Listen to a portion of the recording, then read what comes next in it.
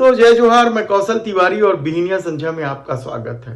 लोकसभा चुनाव के बीच साहू समाज छत्तीसगढ़ में यदि भारतीय जनता पार्टी से नाराज है तो क्षत्रिय समाज यानी राजपूत समाज भी अब सिर उठाने लगा है। राजपूत समाज तो उसी दिन नाराज हो गया था जब देश के प्रधानमंत्री नरेंद्र मोदी के सबसे करीबी और खास माने जाने वाले पशुपालन मंत्री पुरुषोत्तम रूपाला ने राजपूतों के अंग्रेजों के सामने घुटना टेकने की बात कहते हुए बेटी तक सौंप देने की बात कह दी थी। इसे लेकर राजपूत समाज ने तो जौहर करने की घोषणा कर दी थी, बल्कि यह भी ऐलान कर दिया था कि कोई भी राजपूत भारतीय जनता पार्टी को वोट नहीं देगा। उन्हें मनाने की तमाम कोशिश विफल हो चुकी है और कहा जा रहा है कि गुजरात में राजपूत जो नाराज हैं वे अब अपनी नाराजगी और अपना संगठन दोनों तेजी से देश के दूसरे हिस्सों में मौजूद क्षत्रिय और राजपूत समाज के लोगों तक पहुंचा रहे हैं और शायद यही वजह है कि अब यह चिंगारी राजस्थान हरियाणा से होते हुए पश्चिमी उत्तर प्रदेश तक जा पहुंचा है। हालांकि इस आंदोलन को या इस नाराजगी को दूर करने के लिए भारतीय जनता पार्टी ने चौतरफा रणनीति बनाई है। इस रणनीति के तहत स्थानीय नेताओं को जो भारतीय जनता पार्टी का पट्टा बांधे हुए हैं उन्हें इन नाराज नेताओं को मनाने की जिम्मेदारी तो दी ही गई है। देश के रक्षा मंत्री राजनाथ सिंह और उत्तर प्रदेश के मुख्यमंत्री योगी आदित्यनाथ को भी जवाबदारी दे दी गई है। लेकिन अब तक की जो खबरें आ रही हैं वह यह है कि अलग अलग मोर्चे में, जैसे गुजरात में यदि राजपूत समाज नाराज है, रूपाला के विश्वमन की वजह से नाराज है, तो राजस्थान, उत्तर प्रदेश और हरियाणा में टिकट वितरण को लेकर नाराज है।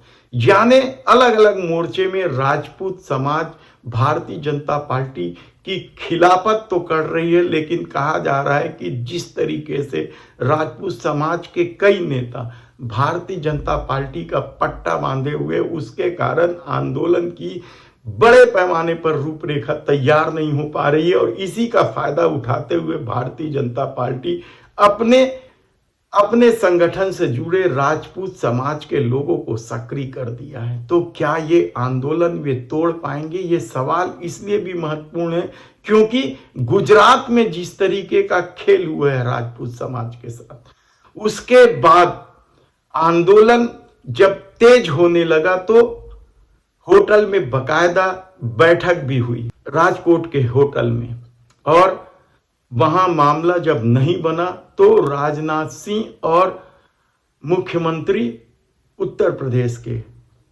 योगी आदित्यनाथ को मनाने की जिम्मेदारी सौंपी गई। तो दूसरे तरफ वसुंधरा राजे को किनारे करने को लेकर भी तो क्षत्रिय और राजपूत समाज नाराज हैं और कहा जा रहा है कि वसुंधरा राजे ने राजस्थान में चुनावी दौरा करने से इनकार करते हुए केवल अपने बेटे को जिताने में ही लगी हुई हैं।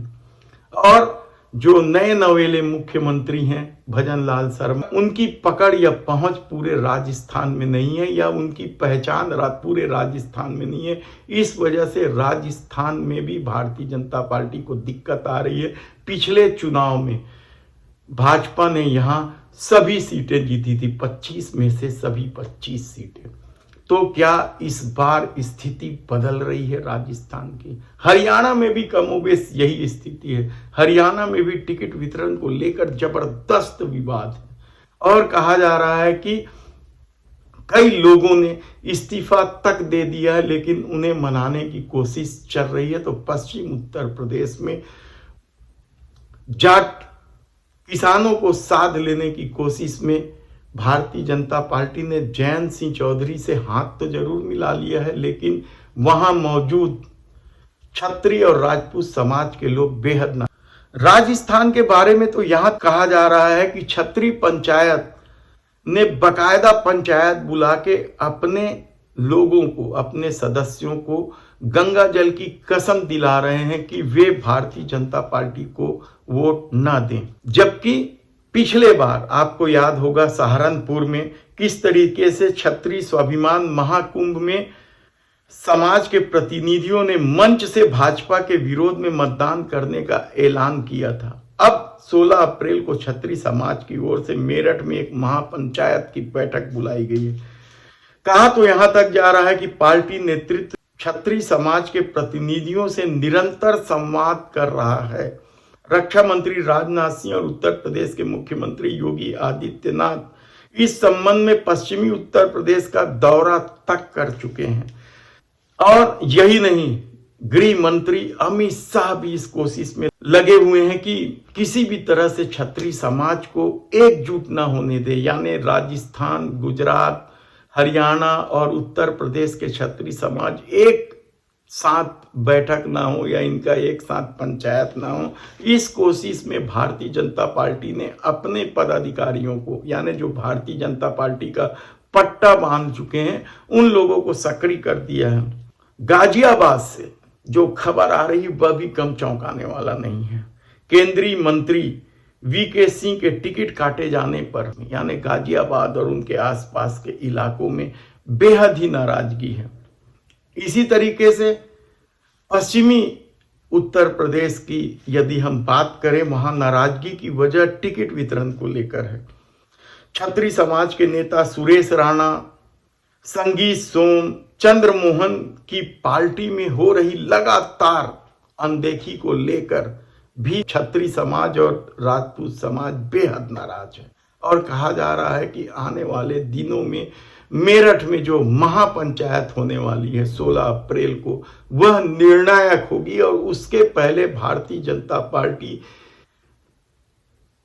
सब कुछ ठीक कर लेना चाहती है। साम दाम दंड भेद की रीति नीति अपनाई जा रही है। चर्चा तो इस बात का है कि कुछ लोगों को धमकी तक दी गई है तो कुछ लोगों को प्रलोभन तक दिया गया है। ऐसी परिस्थिति में यदि राजपूत समाज भारतीय जनता पार्टी से नाराज है और यदि वह एकजुट हो जाते हैं, हालांकि अभी तक वह एकजुटता दिखाई नहीं दी है जो कभी एक फिल्म के प्रसारण को लेकर या रानी पद्मावती को लेकर हुई थी। क्षत्रिय समाज बटे हुए हैं और इसका फायदा भारतीय जनता पार्टी उठाने में लगी है। ऐसी परिस्थिति में क्या क्षत्रिय आंदोलन इन्हीं राज्यों में अपने अपने मोर्चे में सिमट कर रह जाएगा? देखना होगा, क्योंकि 16 अप्रैल को मेरठ में बैठक है और उसके बाद ही हम आपको बताते रहेंगे कि क्या कुछ हो रहा है। हमारी इस पर पूरी नजर है। धन्यवाद।